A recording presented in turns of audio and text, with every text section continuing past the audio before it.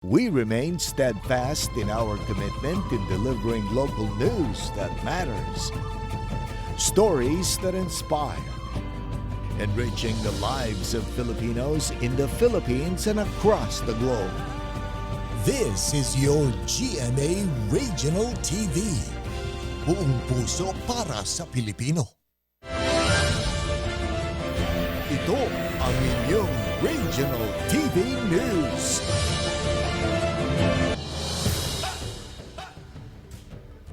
Magandang araw, ito ang inyong Regional TV News. Hatid namin ang mga pinakamalaki at pinakahuling balita. Mula sa Luzon, ako po si Chris Zuniga. Mula rito sa Visayas, ako po si Cecil Kibod Castro. At mula naman dito sa Mindanao, ako po si Sara Hilomen Velasco. 10 kabahayan sa Victoria City, Negros Occidental ang tinupok ng apoy. Danyos umabot sa 700,000 pesos. Nakaalerto si Eileen Pedreso ng GMA Regional TV, 1 Western Visayas. Makikita sa video na ito na kuha ng isang netizen ang mabilis na paglamon ng apoy sa mga kabahayan sa Barangay 5 sa Victoria City, Negros Occidental. Siyam na bahay ang totally gutted, samantalang may isang partially damaged sa sunog. Ayon sa BFP, mismong mga residente ang nagsabi na sa isang vulcanizing shop nagmula ang apoy. Umabot sa mahigit 700,000 pesos ang halaga ng danyos na iniwan nito. Sa Barangay Dangulaan, bayan ng Anilaw, Iloilo, tinupok ng apoy ang bahay ni Barangay Kagawad Vincent Ferrer. Maging ang nakaparadang van, inabot ng apoy. Sa inisyal na imbestigasyon ng BFP, lumalabas na ang naiwang baga sa uling matapos magluto ang naging sanhi ng sunog. Mahigit 70,000 pesos ang halaga ng danyos ng sunog. Sa Barangay Generosa C. Colon sa bayan ng Gimbal, Iloilo, tinupok din ng apoy ang kusina ng bahay ni Cecil Gilvezon. Mabilis na nakaresponde ang BFP kaya hindi na kumalat pa ang apoy sa ibang bahagi ng bahay. Nasa 30,000 pesos naman ang danyos na iniwan nito.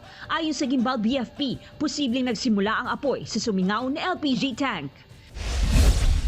Lapnos sa muka at kamay na umabot sa second-degree burn ang tinamon ng 68 anyos na ginang matapos masunog ang kanyang bahay sa Poblacion 4, Pasukin, Ilocos Norte, Martes ng hating gabi.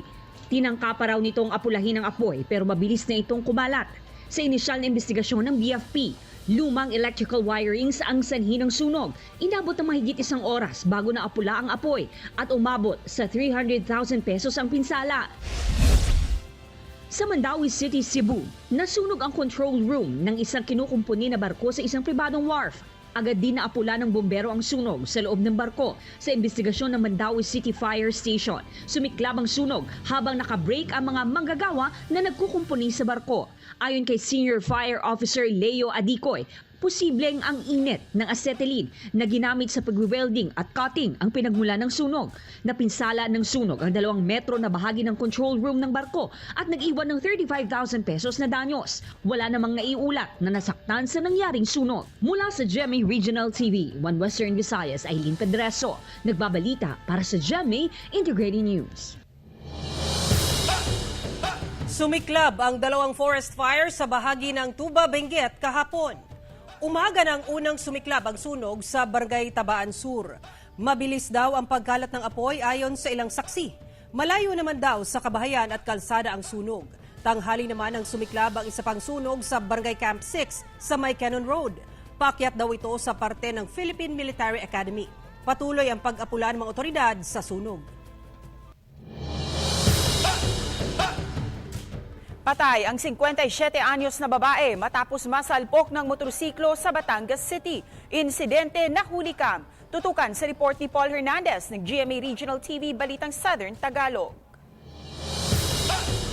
Kita sa CCTV camera ang babaeng ito na nakatayo at tila naghihintay ng pagkakataong makatawid sa kalsada sa Barangay Alangilan, Batangas City. Pasado alas 5:30 Lunes ng umaga. Nakailang hakbang na siya nang biglang masalpok ng motorsiklo. Tumilapon pa ang babae at rider. Base sa investigasyon, mabilis ang takbo ng motorsiklo at hindi nagawang makapreno. Po, nung pagtawid po niya, bigla pong may dumating na napakabilis na motor at siya po ay nabangga na kung saan ang kanyang kinatapunan o pinagkatalsikan ay almost 10 meters. Napakalayo po. Sa burol, ramdam ang dalamhati ng pamilya. Hindi na sila nagbigay ng pahayag sa harap ng kamera. Pero kwento ng asawa ng biktima, alas 3 ng madaling araw nang umalis ito sa bahay para mamili ng isdang pambenta sana. Pero bangkay na pala siyang makakabalik sa kanilang bahay. Sinisikap ang makuhanan ng panig ng GMA Regional TV Balitang Southern Tagalog ang rider. Pero ayon sa pulisya at pamilya ng nasawi, nagkaareglo na ang mga partido. Humingi naman po ng tawad na hindi talaga sinasadya at ito nga po yung aksidente.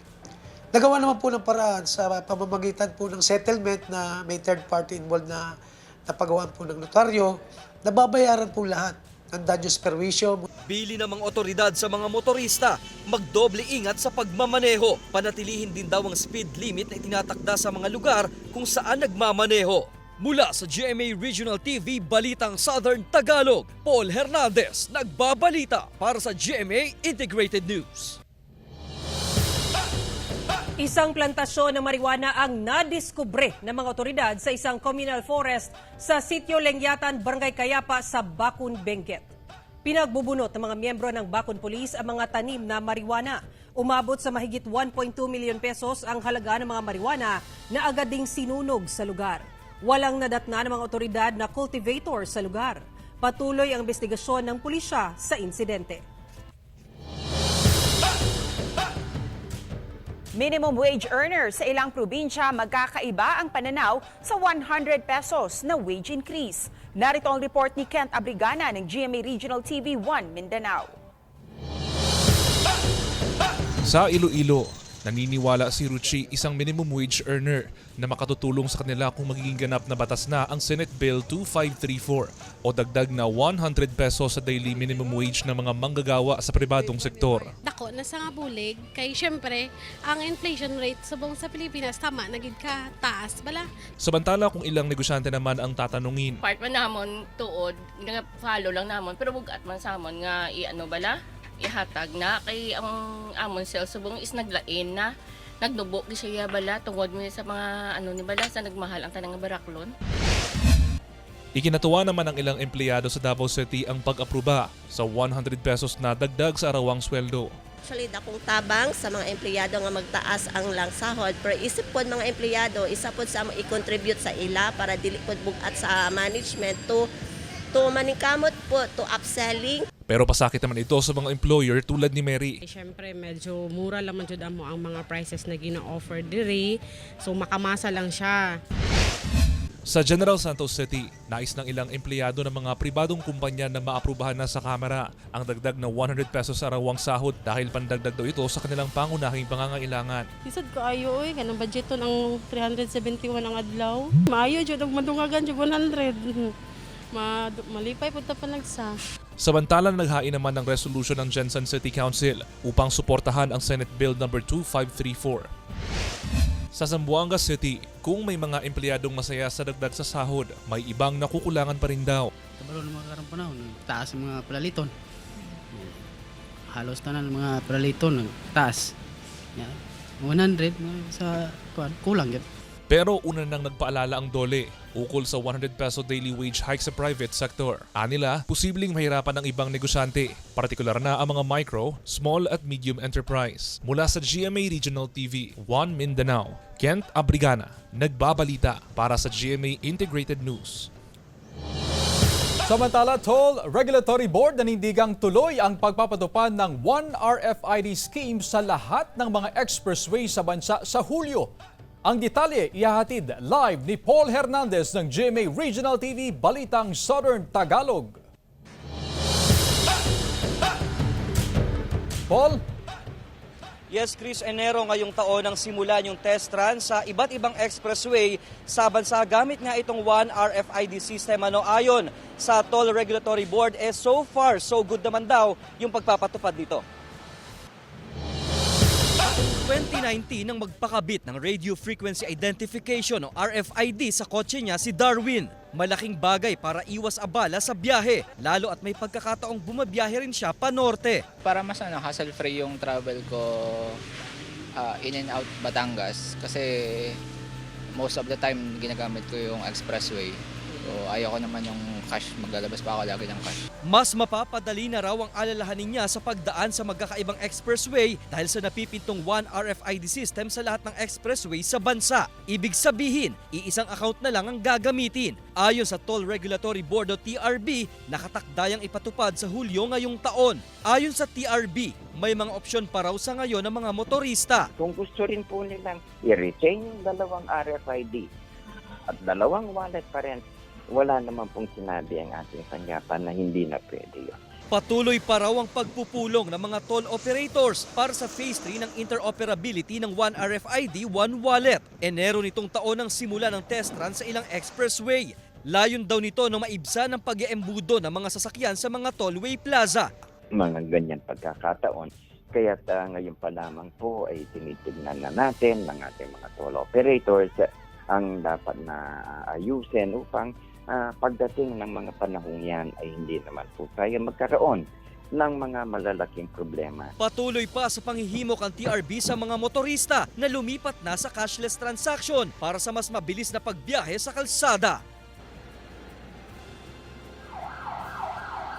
Chris, 5 buwan mula ngayon bago yung full implementation nitong interoperability project ng TRB at mula rito ay inaasahan na mas magiging maalwa na yung pagbiyahe ng mga motorista sa iba't ibang expressway sa bansa. At yan muna ang latest mula rito sa Batangas City. Chris. Maraming salamat, Paul Hernandez ng GMA Regional TV Balitang Southern Tagalog. Pinangunahan ni Pangulong Bongbong Marcos ang inspeksyon sa Airport New Clark City Access Road ngayong araw, February 21. Mismong si Pangulong Marcos ang nag-inspeksyon sa 19.81 kilometers at 6-lane Airport New Clark City Access Road o ANAR na inaasahang makatulong para mas maging accessible at mabilis ang biyahe patungong Clark Airport at iba pang distrito patungo sa New Clark City. Mapapaiksi raw nito ng 20 minuto ang biyahe na toll-free. Bahagi rin ng ANAR ang iconic na 900-meter Sacobia Bridge na binuksan nito lamang February 16. Sa ilalim ito ng Bases Conversion and Development Authority o BCDA at Bagong Pilipinas Program na layong buuin ang Clark Metropolis bilang Asia's next investment destination at para ma-decongest ang Metro Manila. Pinondohan ng 8.2 billion pesos ang ANAR project. Ito ang inyong Regional TV News.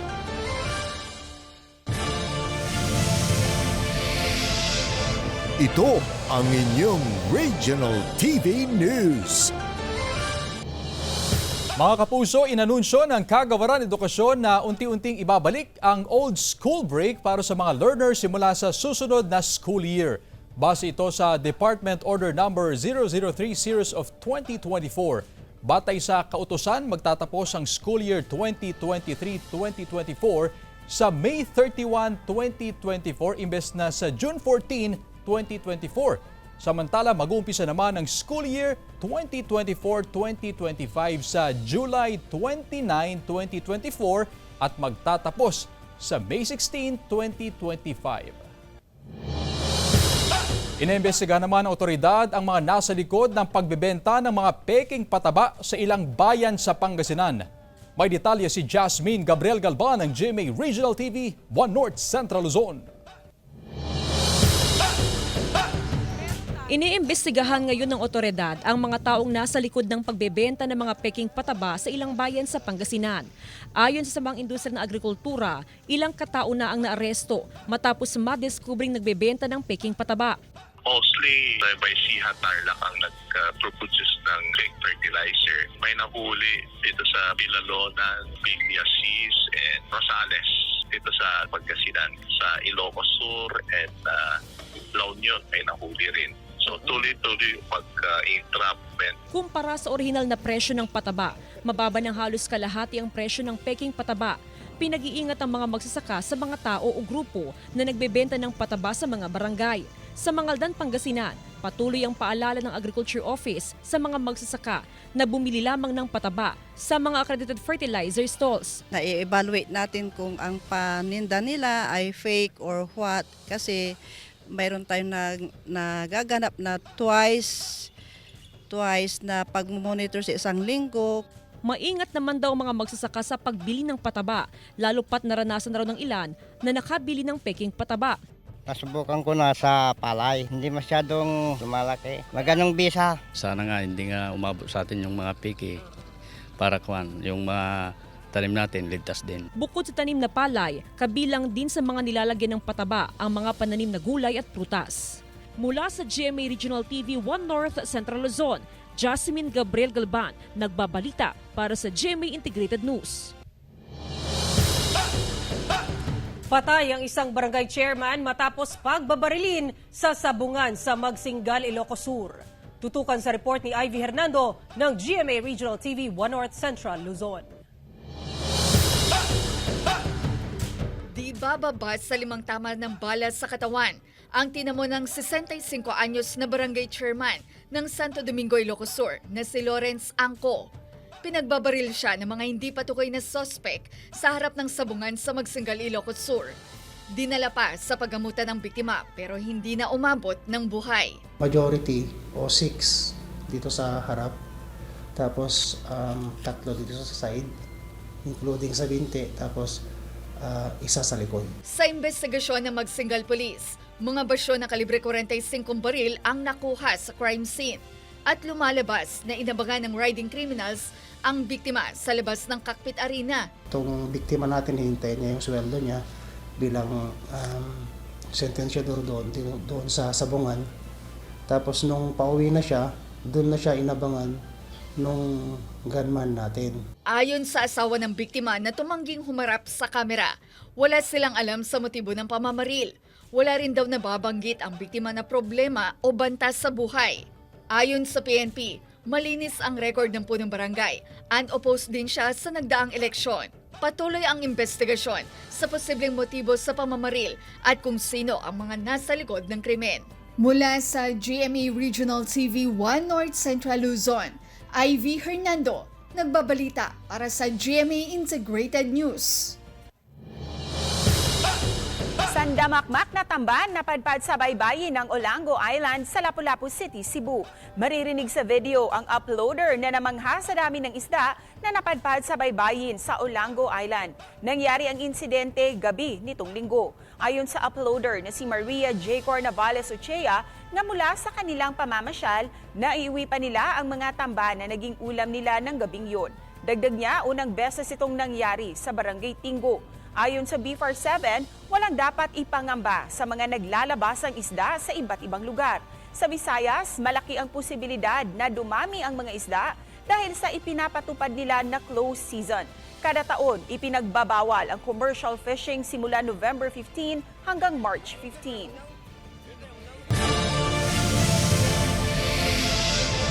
Ito ang inyong Regional TV News.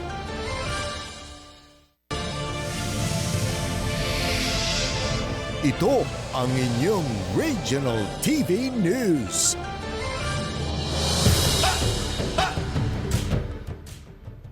Natiklo sa operasyon ng pulisya ang isang lalaking nagsusupply ng smuggled na sigarilyo sa mga tindahan sa Naga City, Camarines Sur.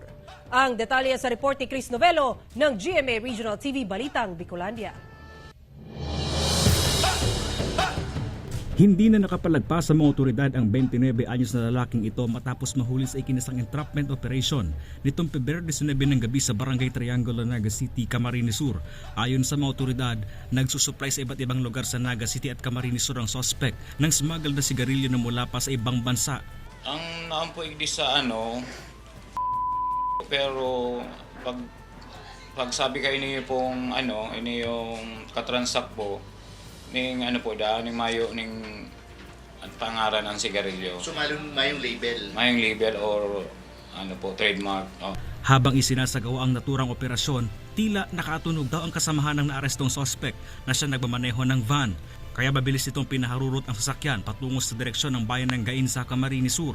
Sa tala ng mga otoridad, nasa 1 million pesos na halaga ng illegal na produkto ang nasabat base sa Section 155 ng RA 293 o Intellectual Property Rights Code of the Philippines. Sinubukan naman ng GMA Regional TV Balitang Bicolandia na kuhanan ng pahig na arestong sospek na hindi na pinangalanan pero tumanggi ito. Nagpapatuloy pa sa ngayon ang pagtutugas ng mga otoridad sa nakatakas na isa pang sospek. Mula sa GMA Regional TV Balitang Bicolandia, Chris Novelo nagbabalita para sa GMA Integrated News. Nananawagan ang Cebu LGU at simbahan sa National Museum of the Philippines na maibalik ang 4 na antigong panels na mula sa Bolhoon Church. Sundan sa report ni Alan Domingo ng GMA Regional TV Balitang Bisdak.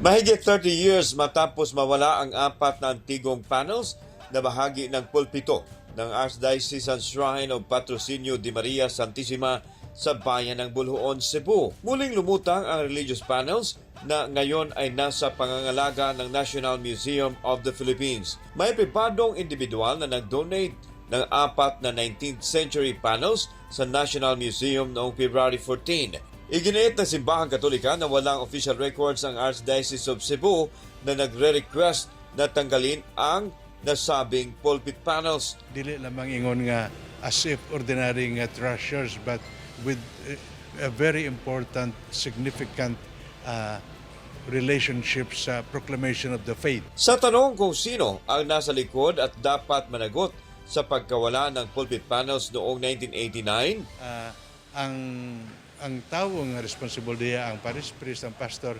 Pero kay mga patay naman, no? Patay naman ang pastor, patay naman si minister. We don't want to dig their graves and ask them naman.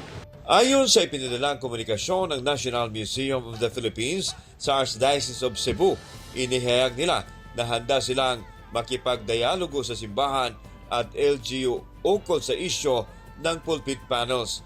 These are not just objects of art for people to behold, or publicly or privately, but these are integral part of the history, heritage, and faith of the locality. Ito rin ang panawagan ni Cebu Governor Gwen Garcia. We assure the National Museum that there will be enough security for these panels from here on. Pinaalalahanan din ng isang provincial consultant ang National Museum sa posibleng magiging pananagutan ng mga opisyal at tanggapan. To return this to its rightful place without prejudice to whatever liabilities that may be incurred by those in possession, including officials of the National Museum of the Philippines. It does not follow that because it is a government agency, it is exempt from criminal liability. No. Nagpapasalamat ang lokal na pamahalaan ng Bolhoon sa suporta para maibalik na ang pulpit panels na 35 years nang nawawala. Mula sa GMA Regional TV Balitang Bisdak, Alan Domingo nagbabalita para sa GMA Integrated News.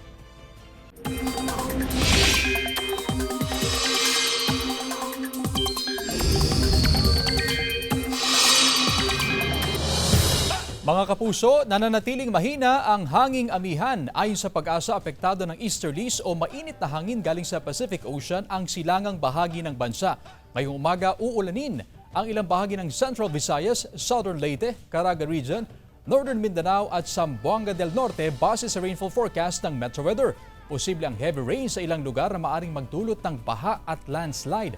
Magpapatuloy ang ulan pagsapit ng hapon at mararanasan din sa ilang panig ng Aurora, Quezon, Mindoro at Bicol Region.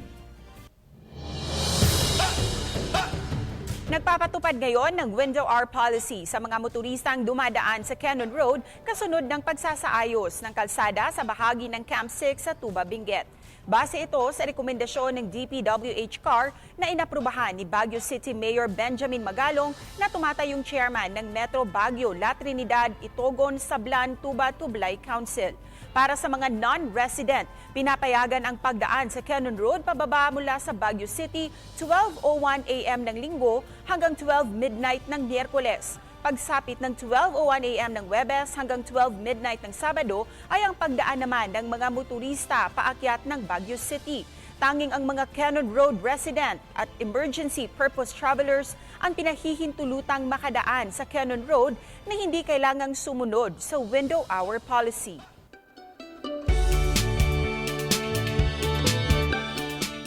Dinarayo ngayon ang Magat Dam Eco Park sa Ramon Isabela dahil sa nagagandahang tanawin. Atin niyang pasyalan sa report ni Claire Lacanilaw ng GMA Regional TV 1 North Central Luzon. Kung ang nais mong mag-unwind at mag-explore sa ganda ng reservo at iba pang mga tanawin, perfect raw ang Magat Dam Eco Park sa Ramon Isabela sa mga certified nature lover. Bukod sa picture-perfect na ganda ng mga tanawin, maganda rin daw itong bonding spot ng magkakaanak. Pwede ring mag-picnic, maglakad-lakad at mag-selfie kasama ng inyong loved ones. Para makapag-relax din po, para pag may banding-banding po. We would like to celebrate her birthday dito po sa Magat kasi alam namin na napakaganda yung lugar. And then, yung environment talaga dito mo mahanap yung peaceful na environment. And then, ang ganda sa mata ng mga tanawin. At sa mga nais abangan ang nakabibighaning ganda ng sunrise at sunset habang pinagmamasdan ang beautiful scenery of nature, bukas naman ang Eco Park mula alas 6 ng umaga hanggang alas 6 ng gabi. Libre ang pamamasyal sa lugar pero mahigpit na ipinatutupad ang clean as you go upang mapanatili ang kagandahan ng lugar. Bibigyan po namin sila ng paalala na pagpapasok po sa ating Magat Eco Park, kanilang iayos po yung mga gagamitin pinagkainan, yung sinasabi pong Clego, clean as you go po, para at least ma-monitor yung kalinisan at kaayusan po dito sa Magat Eco Park. Mula sa GMA Regional TV 1 North Central Luzon, Claire Lacanilaw, nagbabalita para sa GMA Integrated News. Samantala, mapapanood niyo po ang episode ito sa official website ng GMA Regional TV, www.gmaregionaltv.com. Pwede rin kayong bumisita sa aming official YouTube channel, GMA Regional TV, at i-click ang subscribe button para sa pinakamainit na balita mula sa mga rehiyon. Nais naming pasalamatan ang mga kapuso sa iba't ibang panig ng Pilipinas, maging ang mga kapuso natin abroad. Dahil sa GMA Regional TV, Local News Matters. Kami ang Regional TV News, buong puwersa para sa mas malaking misyon at mas malawak na paglilingkod sa bayan.